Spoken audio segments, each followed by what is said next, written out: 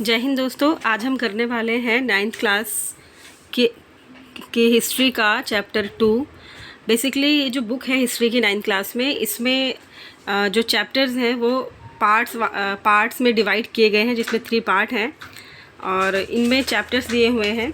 First खंड हमने start किया था घटनाएं और प्रक्रियाएं, जिसमें हमने पहला चैप्टर देखा था फ्रांसीसी क्रांति, जिसमें कि कई पार्ट्स थे हमने पढ़े। ठीक है, अब हम सेकंड चैप्टर पे आ चुके हैं जिसका नाम है यूरोप में समाजवाद एवं रूसी क्रांति। हमने फ्रांसीसी क्रांति पढ़ ली थी लास्ट चैप्टर में, कुछ पार्ट्स में डिवाइड थे, जो कुछ चैप्टर्स में डिवाइड थे। और आज हम सेकंड चैप्टर स्टार्ट कर रहे हैं खंड 1 का, और इसमें हम यूरोप के बारे में पढ़ेंगे और रूसी क्रांति के बारे में इसमें हम देखेंगे। तो चलिए बिना किसी देरी के चैप्टर को पढ़ना स्टार्ट करते हैं। आप ये वीडियो देख करके अपने नोट्स भी बना सकते हैं, जिसमें आपके 1 लाइनर कंप्लीट हो जाएंगे।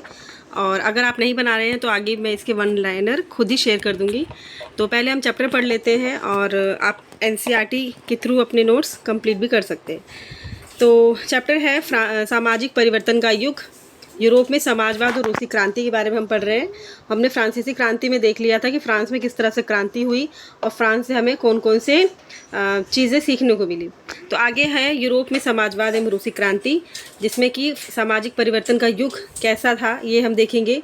पिछले अध्याय में आपने फ्रांसीसी क्रांति के बाद यूरोप में फैलते जा रहे स्वतंत्रता और समानता की शक्तिशाली विचारों के बारे में पढ़ा था। फ्रांसीसी क्रांति ने सामाजिक संरचना के क्षेत्र में आमूल परिवर्तन की संभावनाओं का सूत्रपात कर दिया था। जैसा कि आप पढ़ चुके हैं कि 18वीं सदी से पहले फ्रांस का जो सम्राट थे वो मोटे तौर पर स्टेट और श्रेणियों में बटा था। फ्रांस जो था वो जो समाज था उसका वो श्रेणियों में बटा हुआ था। समाज के आर्थिक और सामाजिक सत्ता पर कुलीन वर्ग और चर्च का नियंत्रण था। लेकिन क्रांति के बाद इस संरचना को बदलना संभव दिखाई देने लगा। यूरोप और एशिया सहित दुनिया के बहुत सारे हिस्सों में व्यक्तिगत अधिकारों के स्वरूप और सामाजिक सत्ता पर किसका नियंत्रण हो, इस पर चर्चा छिड़ गई। भारत में भी राजा राममोहन राय और डेरोजियो ने फ्रांसीसी क्रांति के महत्व का उल्लेख किया और भी बहुत सारे लोग क्रांति पश्चात यूरोप की स्थितियों के बारे में चल रही बहस पर कूद पड़े। आगे चलकर उपनिवेशों में घटी घटनाओं ने भी इन विचारों को एक नया रूप प्रदान करने में योगदान दिया। तो देख रहे हैं आप कि कैसे फ्रांस की क्रांति से लोगों ने सीखा और आगे यूरोप में भी इसका और बाकी देशों में भी इसका रूप दिखने लगा। मगर यूरोप में भी सभी लोग आमूल समाज परिवर्तन के पक्ष में नहीं थे। इस सवाल पर सबकी अलग अलग राय थी। बहुत सारे लोग बदलाव के लिए तैयार थे, लेकिन वे चाहते थे कि ये बदलाव धीरे धीरे हो। एक खेमा मानता था कि समाज का आमूल पुनर्गठन जरूरी है। कुछ रूढ़िवादी यानी कि कंजर्वेटिव थे, तो कुछ उदारवादी थे यानी कि लिबरल्स थे, या आमूल परिवर्तनवादी थे। तो 3 तरह के लोग सामने आए, एक रूढ़िवादी, उदारवादी और आमूल परिवर्तन जो चाहते थे, जिनको रेडिकल बोला गया। ऐसे लोग सामने आए। समाधानों के पक्ष में थे ये। उस समय के संदर्भ में इन शब्दों का क्या मतलब था, राजनीति की इन धाराओं में क्या फ़र्क थे और कौन कौन सी बातें थीं जो समान थीं। यह हमें ध्यान रखना चाहिए कि इन शब्दों का अर्थ हर काल और परिवेश में एक ही नहीं होता। इस अध्याय में हम 19वीं शताब्दी की कुछ महत्वपूर्ण राजनीतिक परंपराओं का अध्ययन करेंगे और देखेंगे कि उन्होंने परिवर्तन के संदर्भ में क्या असर डाला। इसके बाद हम एक ऐसी ऐतिहासिक घटना पर अपना ध्यान केंद्रित करेंगे जिसमें समाज के रेडिकल पुनर्गठन का एक गंभीर प्रयास किया गया। ठीक है, तो आगे चल के रूस में हुई क्रांति की फलस्वरूप समाजवाद 20वीं सदी का स्वरूप तय करने वाले सबसे महत्वपूर्ण और शक्तिशाली विचारों की श्रृंखला का हिस्सा बन गया। यहाँ पे हमें 3 तरह की विचारधाराएं मिली हैं, उदारवादी, रेडिकल और रूढ़िवादी विचारधाराएं। तो समाज परिवर्तन के समर्थकों में एक समूह उदारवादियों का था। समाज में जो परिवर्तन चाहते थे उनके समर्थक में ये एक समूह था जो उदारवादी था। उदारवादी ऐसा राष्ट्र चाहते थे जिसमें सभी धर्मों को बराबर का सम्मान और जगह मिले। शायद आप जानते होंगे कि उस समय यूरोप के देशों में प्राय किसी एक धर्म को ही ज़्यादा महत्व दिया जाता था। जैसे कि ब्रिटेन की सरकार चर्च ऑफ इंग्लैंड का समर्थन करती थी। ब्रिटेन की जो सरकार थी वो किसका समर्थन करती थी? चर्च ऑफ इंग्लैंड का। ठीक है, ऑस्ट्रिया और स्पेन कैथोलिक चर्च के समर्थक थे। ऑस्ट्रिया और स्पेन में कैथोलिक चर्च था। उदारवादी समूह वंश आधारित शासकों की अनियंत्रित सत्ता के भी विरोधी थे। वे सरकार के समक्ष व्यक्ति मात्र के अधिकारों की रक्षा के पक्षधर थे। उनका कहना था कि सरकार को किसी के अधिकारों का हनन करने या उन्हें छीनने का अधिकार नहीं दिया जाना चाहिए। ये समूह प्रतिनिधित्व पर आधारित एक ऐसी निर्वाचित सरकार के पक्ष में था जो शासकों और अफसरों के प्रभाव से मुक्त और सुप्रशिक्षित न्यायपालिका द्वारा स्थापित किए गए कानूनों के अनुसार शासन कार्य चलाए। ठीक है, पर ये समूह लोकतंत्रवादी यानी कि डेमोक्रेट्स नहीं थे और नहीं था। ये लोग सार्वभौमिक वयस्क मताधिकार यानी सभी नागरिकों को वोट का अधिकार देने के पक्ष में नहीं थे। ये जो डेमोक्रेट्स थे वो इनके पक्ष में नहीं थे कि सार्वभौमिक मताधिकार हो। उनका मानना था कि वोट का अधिकार केवल संपत्तिधारियों को ही मिलना चाहिए। कौन मानते थे ये? जो उस टाइम पे लोकतंत्रवादी थे। ठीक है, इसके विपरीत रेडिकल समूह के लोग ऐसी सरकार के पक्ष में थे जो देश की आबादी के बहुमत के समर्थन पर आधारित हो। इसके विपरीत जो रेडिकल समूह था वो क्या मानता था? वो ऐसी सरकार के पक्ष में थे जो देश की आबादी के बहुमत के समर्थन पर आधारित हो, यानी कि बहुमत के समर्थन लेती हो, ऐसी सरकार के पक्ष में थे। कौन? रेडिकल। इनमें से बहुत सारे लोग महिला मताधिकार आंदोलन के भी समर्थक थे। उदारवादियों के विपरीत ये लोग बड़े जमींदारों और संपन्न उद्योगपतियों को प्राप्त किसी भी तरह के विशेष अधिकारों के खिलाफ थे। ठीक है, वे निजी संपत्ति के विरोधी नहीं थे, लेकिन केवल कुछ लोगों के पास संपत्ति के संकेंद्रण का विरोध जरूर करते थे। कौन करते थे? उदारवादियों के विपरीत ये जो लोग थे जमींदारों के संपन्न उद्योगपतियों को प्राप्त किसी भी तरह के विशेष अधिकारों के खिलाफ थे। ठीक है, रेडिकल। और रूढ़िवादी तबका रेडिकल और उदारवादी दोनों के खिलाफ था। जो रूढ़िवादी थे इन दोनों के भी खिलाफ था। क्यों? मगर फ्रांसीसी क्रांति के बाद तो रूढ़िवादी भी बदलाव की ज़रूरत को स्वीकार करने लगे थे। भले ही इनके खिलाफ थे लेकिन ये भी चाहते थे कि बदलाव हो। पुराने समय में यानी 18वीं शताब्दी में रूढ़िवादी आमतौर पर परिवर्तन के विचारों का विरोध करते थे। जब 18वीं शताब्दी स्टार्ट हुआ तो रूढ़िवादी जो थे वो आमतौर पर इन परिवर्तनों का विरोध करते थे। जो इनके विचार जो उग्र होते थे परिवर्तन के लिए उनका ये विरोध करते थे। लेकिन जब 19वीं सदी तक आते आते वे भी मानने लगे थे कि कुछ परिवर्तन आवश्यक हो गया है, परंतु वह चाहते थे कि अतीत का सम्मान किया जाए, अर्थात अतीत को पूरी तरह ठुकराया ना जाए और बदलाव की प्रक्रिया धीमी हो। ये चाहते थे कि बदलाव हो, लेकिन बदलाव ज़्यादा तेज़ी से ना हो करके वो धीरे धीरे धीमी प्रक्रिया से होता रहे, ताकि ज़्यादातर लोगों को नुकसान ना हो जिन्होंने आगे पहले राज किया है या फिर जिनका सत्ता पर अधिकार था, उनको भी कोई खासा नुकसान ना पहुंचे। ठीक है, तो फ्रांसीसी क्रांति के बाद पैदा हुई राजनीतिक उथल पुथल के दौरान सामाजिक परिवर्तन पर केंद्रित इन विधित विचारों के बीच काफ़ी टकराव हुए। अब क्या हुआ? फ्रांसीसी क्रांति जब हो गई तो उसके बाद जो राजनीतिक उथल पुथल स्टार्ट हुई, सामाजिक परिवर्तन होने लगे, तो इसमें जो विचारों के बीच जो काफ़ी टकराव थे वो होने लगे। 19वीं सदी में क्रांति और राष्ट्रीय कायांतरण की विभिन्न कोशिशों ने इन सभी राजनीतिक धाराओं की सीमाओं और संभावनाओं को स्पष्ट कर दिया। ठीक है, नेक्स्ट है 1.2 की औद्योगिक समाज और सामाजिक परिवर्तन कैसा था। उस टाइम पे जो औद्योगिक समाज था और सामाजिक परिवर्तन वो किस तरह से हो रहा था। तो यहाँ 1.2 में औद्योगिक समाज और सामाजिक परिवर्तन के बारे में हम देखेंगे कि ये राजनीतिक रुझान एक नए युग का द्योतक है। ठीक है, ये दौर गहन सामाजिक एवं आर्थिक बदलावों का युग था। यह एक समय था जब नए शहर बस रहे थे, नए नए औद्योगिक क्षेत्र विकसित हो रहे थे, रेलवे का काफ़ी विस्तार हो चुका था और औद्योगिक क्रांति संपन्न हो चुकी थी। इस टाइम पे औद्योगिकरण ने औरतों, आदमियों और बच्चों सबको कारखानों में ला दिया। काम के घंटे यानी कि पाली बहुत लंबी होती थी और मजदूरी बहुत कम थी। बेरोजगारी आम समस्या थी उस टाइम और औद्योगिक वस्तुओं की मांग में गिरावट आ गई थी। ठीक है, यहाँ पे दिया हुआ है मताधिकार आंदोलन क्या था। नए शब्द है ये। वोट डालने का अधिकार पाने के लिए चलाया गया आंदोलन क्या था? मताधिकार आंदोलन। ठीक है, साथ साथ इनको भी पढ़ते चलेंगे हम। तो आप यहाँ पे देख रहे हैं एक चित्र दिया हुआ है 19वीं शताब्दी के मध्य में लंदन के गरीबों की दशा उस समय के एक व्यक्ति की दृष्टि से दिया हुआ है, दशा कैसी थी। ठीक है, अब आगे है जाने पर तो बेरोजगारी और बढ़ जाती थी। किसके जाने पर? यहाँ पे लिखा है औद्योगिक वस्तुओं की मांग में जब गिरावट आ जाती थी तो क्या होता था कि बेरोजगारी और बढ़ जाती थी। शहर तेज़ी से बचते और फैलते जा रहे थे, इसलिए आवास और साफ़ सफाई का काम भी मुश्किल हो रहा था। अब जब शहर बसने लगे, लोग गांव से निकलकर शहर में जाने लगे, ज़्यादातर लोग वहीं बसने लगे, तो क्या हुआ, शहर में काफ़ी आवास और साफ़ सफाई का काम जो है वो मुश्किल होने लगा। और उदारवादी और रेडिकल दोनों ही इन समस्याओं का हल खोजने की कोशिश कर रहे थे।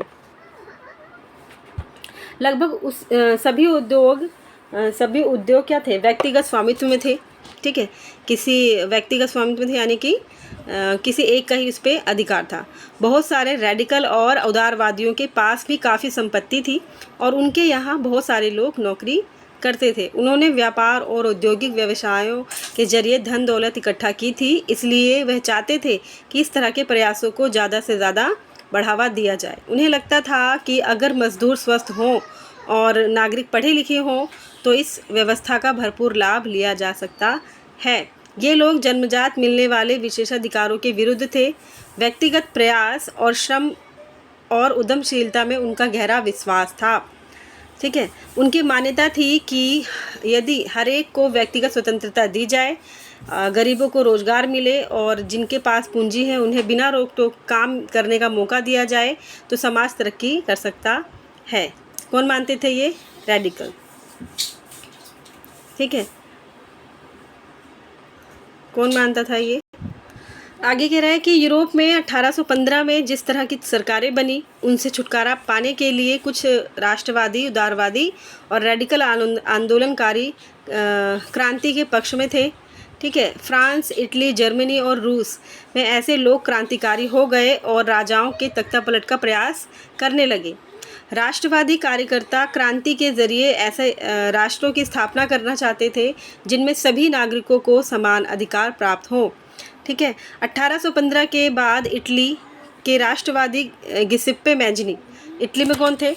वो थे राष्ट्रवादी थे गिसेप्पे मैजिनी, ने यही लक्ष्य प्राप्त करने के लिए अपने समर्थकों के साथ मिलकर राजा के खिलाफ साजिश रची थी। भारत सहित दुनिया भर के राष्ट्रवादी उसकी रचनाओं को पढ़ते थे। किसकी? गिसेप्पे मैजिनी की रचनाओं को पढ़ा करते थे। ठीक है, अब यूरोप में 1.3 में दिया है यूरोप में समाजवाद का आना। यूरोप में समाजवाद किस तरह से आया, ये 1.3 में हम पढ़ेंगे। तो समाज में पुनर्गठन की संभवतः सबसे दूरगामी दृष्टि प्रदान करने वाली विचारधारा समाजवाद ही थी।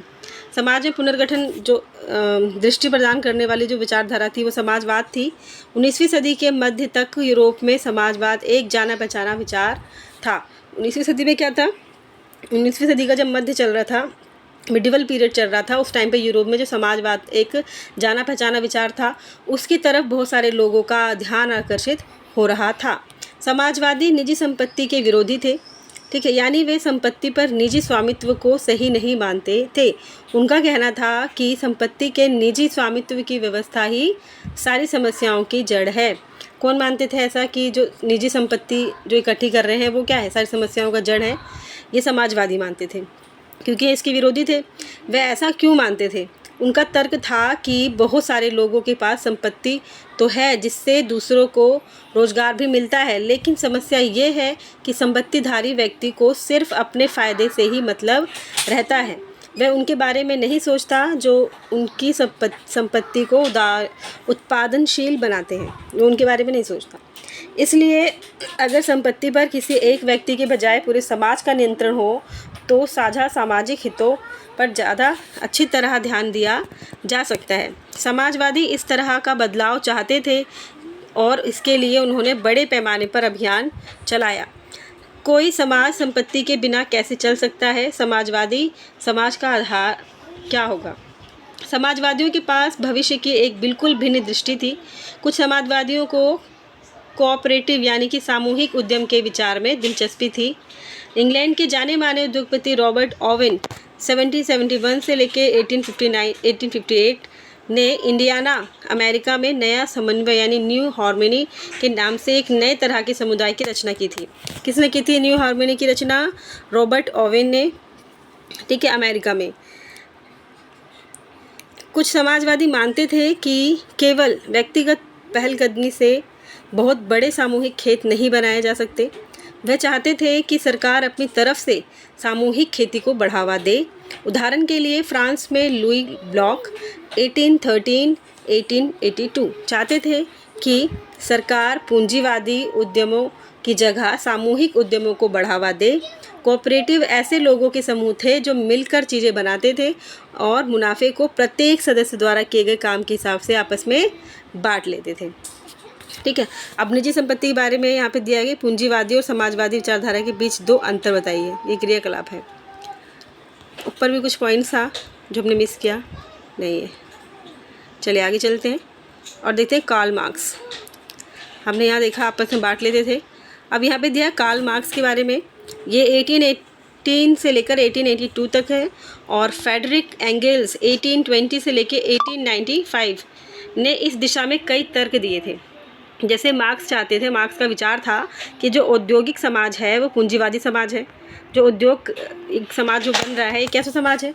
ये पूंजीवादी समाज है। ये मानते थे कौन? मार्क्स। ठीक है, फैक्ट्रियों में लगी पूंजी पर पूंजीपतियों का स्वामित्व है और पूंजीपतियों का मुनाफा मजदूरों की मेहनत से पैदा होता है। बिल्कुल सही है। मार्क्स का निष्कर्ष था कि जब तक निजी पूंजीपति इसी तरह मुनाफे का संचय करते जाएंगे तब तक मजदूरों की स्थिति में सुधार नहीं हो सकता। अपनी स्थिति में सुधार लाने के लिए मजदूरों को पूंजीवाद व निजी संपत्ति पर आधारित शासन को उखाड़ फेंकना होगा। कौन मानते थे? ये मार्क्स मानते थे कि जो पूंजीवाद है उसको हटा देना ही अच्छा है। क्यों? क्योंकि पूंजीवाद से मजदूरों का शोषण होता है या फिर उनको उनके जो स्थिति है वो सुधरती नहीं है, सुधार नहीं होता उनकी स्थिति में। ठीक, और आगे लिखा है कि मार्क्स का विश्वास था कि खुद को पूंजीवादी शोषण से मुक्त कराने के लिए मजदूरों को एक अत्यंत भिन्न किस्म का समाज बनाना होगा। ठीक है, जिसमें सारी संपत्ति पर पूरे समाज का यानी कि सामाजिक नियंत्रण और स्वामित्व रहेगा। उन्होंने भविष्य के इस समाज को साम्यवादी यानी कम्युनिस्ट समाज का नाम दिया था। मार्क्स ने ऐसे समाज का जो निर्माण का सोचा था उन्होंने साम्यवादी यानी कम्युनिस्ट समाज का नाम दिया। और मार्क्स को विश्वास था कि पूंजीपतियों के साथ होने वाले संघर्ष में जीत अंततः मजदूरों की ही होगी। उनकी राय में कम्युनिस्ट समाज ही भविष्य का समाज होगा। ठीक है, तो ये मार्क्स का मानना था। आगे है 1.4 में समाजवाद के लिए समर्थन। समाजवाद का समर्थन किस किसने किया? तो 1870 का दशक आते आते समाजवादी विचार पूरे यूरोप में फैल चुके थे। समाजवादी जो विचार था वो कहाँ? पूरे यूरोप में फैल चुका था। अपने प्रयासों में समन्वय लाने के लिए समाजवादियों ने द्वितीय इंटरनेशनल के नाम से एक अंतर्राष्ट्रीय संस्था भी बना ली थी। किसने बनाई? समाजवादियों ने बनाई। द्वितीय इंटरनेशनल नाम की एक संस्था बनाई। इंग्लैंड और जर्मनी के मजदूरों ने अपनी जीविका और कार्य स्थिति में सुधार लाने के लिए संगठन बनाना शुरू कर दिया था। संकट के समय अपने सदस्यों को मदद पहुंचाने के लिए इन संगठनों ने कोष स्थापित किए और काम के घंटों में कमी तथा मताधिकार के लिए आवाज़ उठाना भी शुरू कर दिया। जर्मनी में सोशल डेमोक्रेटिक पार्टी बनी, SPD के नाम से जानी जाती है। ठीक है, और के साथ इन संगठनों के काफ़ी गहरे रिश्ते थे और संसदीय चुनावों में वे पार्टी की मदद भी करते थे।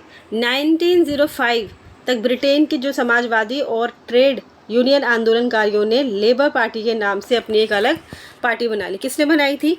ब्रिटेन में 1905 में 1905 में ब्रिटेन में समाजवादियों और ट्रेड यूनियन के द्वारा जो इनके आंदोलनकारी थे उनके द्वारा लेबर पार्टी का गठन किया गया।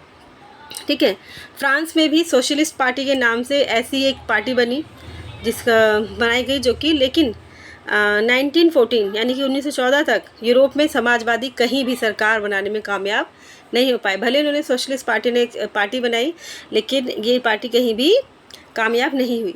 संसदीय राजनीति में उनके प्रतिनिधि बड़ी संख्या में जीतते रहे।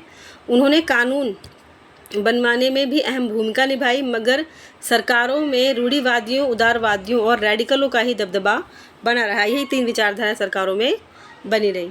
ठीक है, इसके आगे हम पढ़ेंगे रूसी क्रांति अपने नए चैप्टर, नए वीडियो के साथ में। तो आज के लिए इतना ही। इसके साथ आप पढ़कर अपने नोट्स तैयार कर लीजिए अगर कर सकते हैं। ठीक है। एक नोट दिया हुआ है इधर, ये पेरिस कम्यून 1871 का चित्र है। इस चित्र में मार्च और मई 1871 के बीच हुए जन विद्रोह को दर्शाया गया है। यह ऐसा दौर था जब पेरिस की नगर परिषद यानी कम्यून पर मजदूरों, आम लोगों, पेशेवर और राजनीतिक कार्यकर्ताओं को लेकर बनाई गई जन सरकार ने कब्जा कर लिया था। ठीक है। ये उथल पुथल फ्रांसीसी सरकार की नीतियों के प्रति बढ़ते असंतोष के कारण पैदा हुई थी। यद्यपि पेरिस कम्यून को अंततः सरकारी टुकड़ियों ने कुचल डाला था, लेकिन दुनिया भर के समाजवादियों ने समाजवादी क्रांति की पूर्व पीठिका के रूप में इसका जमकर जश्न मनाया, है ना। और पेरिस कम्यून को दो और चीज़ों की वजह से आज भी याद रखा जाता है। एक, मजदूरों के लाल झंडे का उदय इसी घटना से हुआ था। कम्यूनार्डो क्रांतिकारियों ने अपने लिए यही झंडा चुना था। दूसरा, दो मार्सेल्स के लिए जो इस घटना के बाद पेरिस कम्यून और मुक्ति संघर्ष का प्रतीक बन गया, उल्लेखनीय है। इस गीत को मूलतः 1792 में युद्ध गीत के रूप में लिखा गया था, मार्सेल्स। ठीक है, यहाँ पे दिया हुआ है चित्र, ये दिया हुआ है। तो ये चैप्टर हमारा सेकंड चैप्टर का फर्स्ट पार्ट फिनिश होता है। कल हम देखेंगे रूसी क्रांति के बारे में। तो आज के लिए इतना ही। Thank you so much. जय हिंद।